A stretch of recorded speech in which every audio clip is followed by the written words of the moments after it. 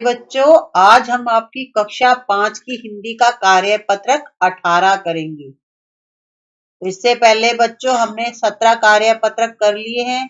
अगर आपने वो वीडियो नहीं देखे हैं तो सबसे पहले आप उनको भी देख लीजिएगा, ठीक है। और आपको अपना नाम लिखना है और डेट लिखनी है। बच्चों, अगर आपने अभी तक इस चैनल को सब्सक्राइब नहीं किया है तो फटाफट इसे सब्सक्राइब कर दीजिएगा और ज्वाइन बटन भी दबाइएगा। तो बच्चों, हमारा जो पहला प्रश्न है, हमारे अधिगम क्षेत्र है बच्चों लिखना। तो इसमें हमें क्या करना पड़ेगा? लिखना पड़ेगा। और अधिगम बिंदु है आत्मविश्वास के साथ स्पष्टता से लिख पाना। आत्मविश्वास होता है बच्चों कॉन्फिडेंस, जब आपको ये अपने आप पर यकीन हो जाए कि हाँ मैं ये काम कर सकता हूँ, ठीक है। अब चलो बच्चों आगे चलते हैं प्रश्न की तरफ। नीचे दिए गए चित्रों को देखकर वाक्य लिखिए। तो बच्चों, हम पिछली वीडियो में वाक्य लिखना तो सीख चुके हैं अभी तक। तो इसमें हमें क्या करना है? चित्र को देखकर वाक्य बनाना है, एक लाइन बनानी है, सेंटेंस बनाना है, ठीक है। तो चित्र किसका दिखाई दे रहा है बच्चों? देखो यहाँ पर चित्र में नदी बह रही है, हरियाली है, ऊपर आसमान में देखो पक्षी भी दिख रहे हैं और यहाँ पर एक नाव भी दिखाई दे रही है।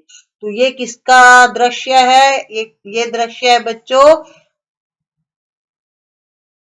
तो इस तरह से आप ध्यान से देखिए, यह एक मनोहर प्राकृतिक दृश्य है।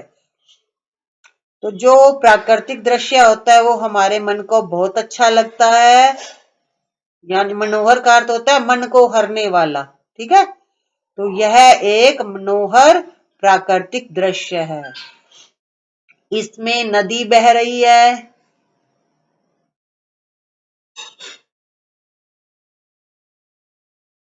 और पक्षी चहचहा रहे हैं। आप अपनी तरफ से भी कोई वाक्य बना सकते हो इन चित्रों को देखकर, ठीक है।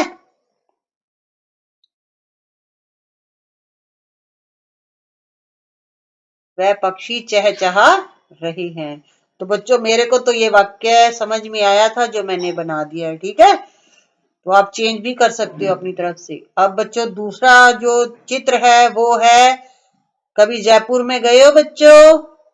गए हो तो जरूर देखा होगा क्योंकि ये जयपुर की फेमस जगह है, बहुत प्रसिद्ध है। तो यह हवा महल है। यहाँ की जो खिड़कियां हैं बहुत ज्यादा है और हवादार है, इसलिए इसका नाम भी हवा महल रखा गया है। यह हवा महल है, यह जयपुर में स्थित है, जयपुर में है। यह राजस्थान की शान है। इसमें बच्चों 152 खिड़कियां हैं, ठीक है।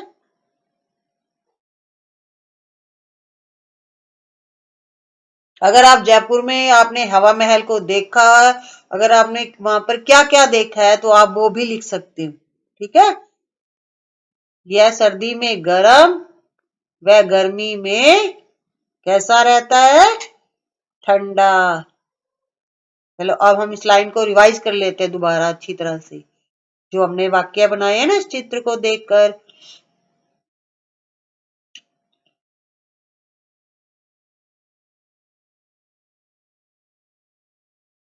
चलो, यह हवा महल है, यह जयपुर में है, इसमें 152 खिड़कियां हैं, यह सर्दी में गर्म व गर्मी में ठंडा रहता है, यह राजस्थान की शान है।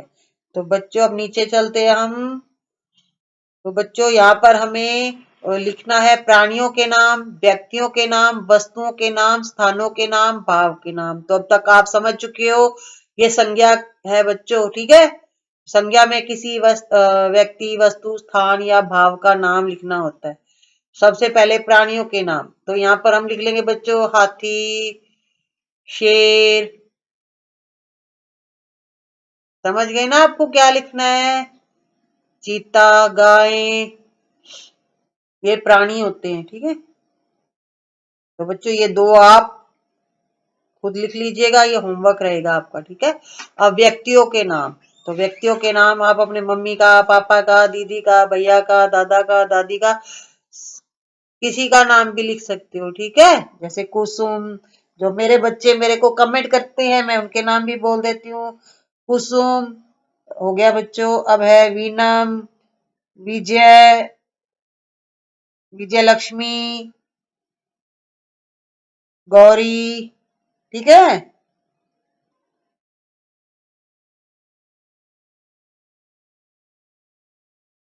अभिषेक। जब हमारी लाइव क्लास होती है तो बच्चे ज्वाइन करते हैं और बड़ा ही अच्छे आंसर देते हैं मुझे, ये सही आंसर देते हैं, ठीक है बच्चों। हेमंत, हरी सिंह,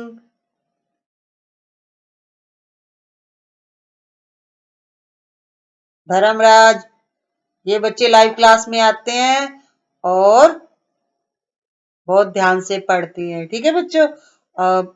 वस्तुओं के नाम, आपके घर में जो जो सामान है ना, कुर्सी, मेज, तो आपको उनका नाम लिखना है, ठीक है।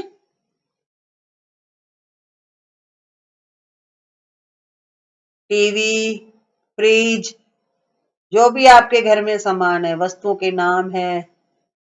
कूलर। तो बच्चों ये आप घर में रहते हो, आप ढूंढिएगा, और भी लिख सकते हो, जरूरी नहीं है कि हमें इतने ही लिखने हैं, ठीक है। चलो बच्चों, अब स्थान के नाम बताने हैं, जगहों के नाम बताने हैं। जैसे आप जयपुर में रहते हो, जयपुर, उदयपुर, हनुमानगढ़, गंगानगर।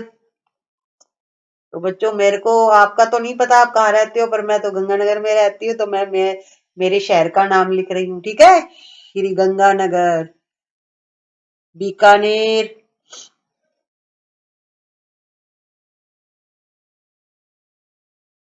और श्री विजयनगर। अब श्री विजयनगर में मेरे मम्मी पापा रहते हैं, इसलिए मैंने उनका नाम भी लिख दिया, उनके शहर का नाम भी लिख दिया, ठीक है। सूरतगढ़, आप लिख सकते हो जैसलमेर, डूंगरपुर, जो जो जगहों के नाम आए, ठीक है। अब भाव के नाम, ठीक है। तो बच्चों जो भाव के नाम है वो हमें दिखाई तो नहीं देते हैं, लेकिन हम उनको महसूस कर सकते हैं, ठीक है। जैसे आप मिठाई खाते हो तो मिठाई कैसी होती है, मीठी होती है ना। अब आप जब खुद खाते हो तो आपको पता चलता है कि ये मीठी है। आप दिखा तो नहीं सकते, बट आप फील कर सकते हो उसे। तो भाव के नाम में हम लिख लेंगे बच्चों, जैसे मीठा का मिठास, ठीक है।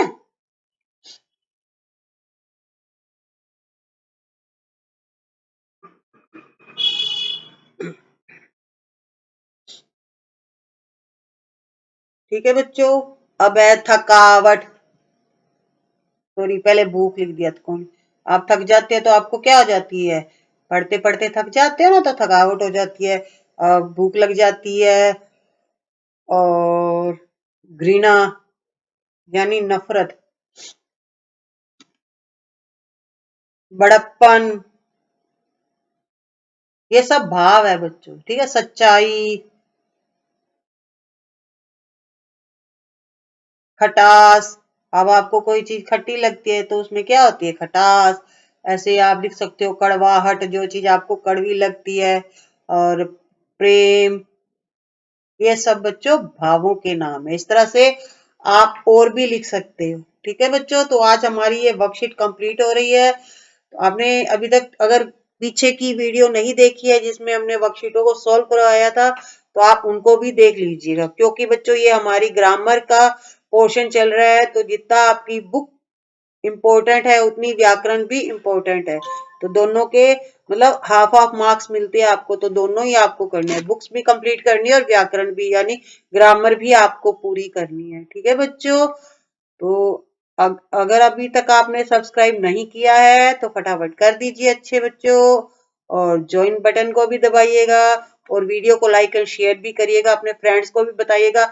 बच्चों हम लाइव क्लास देते हैं, तो आप उस लाइव क्लास को भी ज्वाइन किया कीजिए और आंसर दिया कीजिए, जिसमें हम आपका टेस्ट लेते हैं। बहुत बच्चे बच्चों ज्वाइन करते हैं और अच्छा पढ़ते हैं, आंसर भी बताते हैं।